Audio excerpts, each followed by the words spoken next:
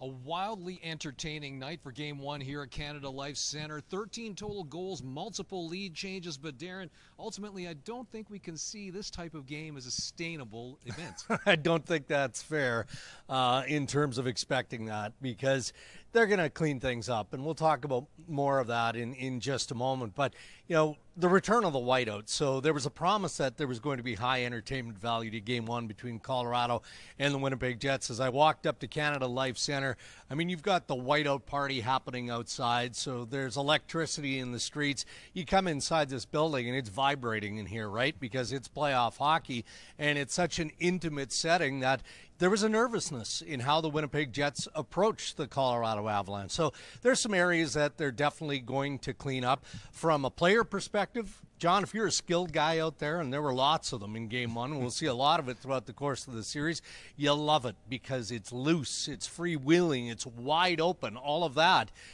If you're a coach, you like it less, and if you're a manager, you're probably losing some sleep, because especially Kevin Cheveldayoff of the Winnipeg Jets, because it isn't sustainable to play a team as good as the Colorado Avalanche and almost play a chase the game sort of style. So we'll see how they make the changes necessary for Game 2. Yeah, and you know who else didn't like this game? It would have been the goalies. Alexander Georgiev lit up for 7 goals on 22 shots. Connor Hellebuck gave up 6 goals, but you know what? His teammates and coach, they were in absolute awe of what Connor Hellebuck was able to do in terms of making timely saves. The Avalanche controlled 2/3 of the 5-on-5 shot attempts throughout this game. 73 shot attempts, but only 10 were high danger. So Hellebuck's teammates did a good job of protecting home plate, but ultimately, if it wasn't for Hellebuck, this could have had a very different outcome. Yeah, if you're not watching Game 1 and you're looking at the event summary post-game and you're looking at the shots against and you're looking at the power play goals, you're going, okay, well, Connor Hellebuck didn't have a very good night. Well, look, he wasn't on his lid, but he was to start. I will assure you of that. I mean, the Avalanche came out trucking in the first period.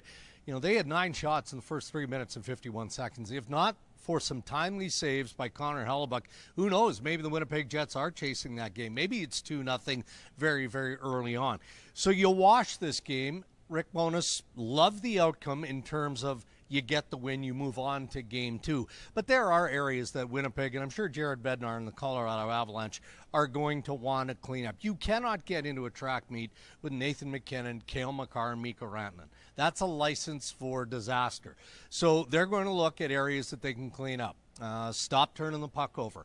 Too many easy entries into the offensive zone for the Colorado Avalanche. And then by volume, too much stress, too much pressure on Connor Hellebuck, too many shots on net. So, yeah, there's some work to get done, but when you look at the goaltending, as we said coming into this series, it's a mismatch. I don't feel any differently after Game 1. You mentioned Nathan MacKinnon, and that was one of the key matchups heading into this series. How Adam Lowry's line, which would be the primary shutdown unit against the MacKinnon unit, was going to factor out, and the captain responded with 2 goals. They outscored the MacKinnon line. Yeah, I mean, his assignment, Adam Lowry's assignment, as you say, was to eliminate Nathan MacKinnon and that top line, and that's a tall ask, right?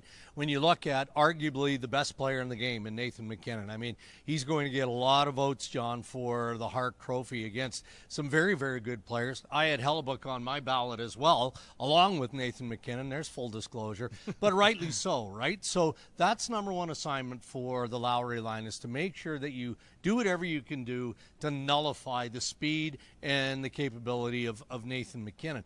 So, yeah, I mean, he's capable in Lowry, we're talking here, of scoring some goals, but those were momentum-shifting goals. The 4-3 goal, okay, that's a 2-on-1. He slides it under Georgiev's pad. The 5-3 goal, that's vintage Adam Lowry right there. I mean, he played physical in the offensive zone. Then he finds a way to drive the net, goes post to post. They took a quick look at it, but he knew, the Winnipeg Jets video coaches knew, and those on the bench of the Winnipeg Jets knew that that puck could cross the line. So it was a pivotal moment for Lowry and for the Winnipeg Jets. We're going to touch on one more point, Darren, and speaking of another Jets player who did have 2 goals, and, well, we expect that from him, is Kyle Connor. But there was one play in particular that stood out, especially amongst his teammates, because he didn't show up on the score sheet, but it was a very important contribution on his part. Correct, and that was in the first period, right? Like, there was a nervous feel in that first period from Winnipeg's standpoint. standpoint. They admitted that post-game. They really did. You know, it was the 3-3 goal that ultimately Mark Scheifele taps in. And as far as Scheifele goals are concerned, there's never a bad one, but that was one of the easier ones because of the setup. A nice, just short area pass by Velarde. But the reason that Velarde had the loose puck was because of the work that Kyle Connor did below the goal line and pinning up the Avs defenseman. So, look, it's playoff hockey. Sacrifices have to be made. You've got to be willing to give it the extra, not just in making skilled plays, which we've seen so many times from Kyle Connor, and we saw later in the game in the 2 goals that he scored, but early on, he made a difference. Well, and the fans made a difference, too. Brendan Dillon said that he and his teammates could hear the fans from True North Square, from Donald Street outside Canada Life Center, and the fans went home happy. They saw the first win in front of a whiteout crowd here at Canada Life since May 12th, 2018.